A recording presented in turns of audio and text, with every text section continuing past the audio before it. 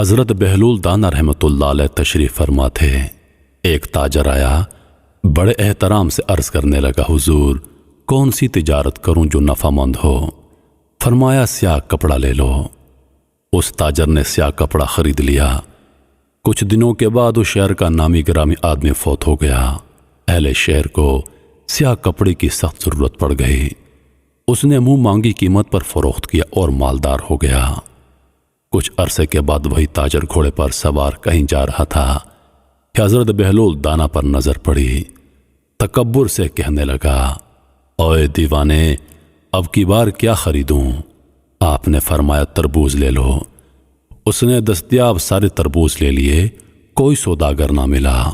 وہ ایک ہی ہفتے میں سارے خراب ہو گئے اور وہ پائی پائی کا محتاج ہو گیا۔ اس بے کسی کے عالم میں اس کا سامنا حضرت بہلول دانا سے ہو گیا۔ روتے روتے کہنے لگا، یہ آپ نے میرے ساتھ کیا کیا؟ حضرت بہلول دانا رحمۃ اللہ علیہ نے فرمایا، یہ میں نے نہیں، تیرے لہجوں اور تیرے لفظوں نے کیا ہے۔ جب تو ادب سے آیا تھا تو مالا مال ہو گیا، اور جب بے ادب بن کر آیا تو کنگال ہو گیا۔ زبان یا تو عرش پر لے جاتی ہے یا فرش پر ٹپکاتی ہے۔ ادب پہلا کرینہ ہے محبت کے کرینوں میں۔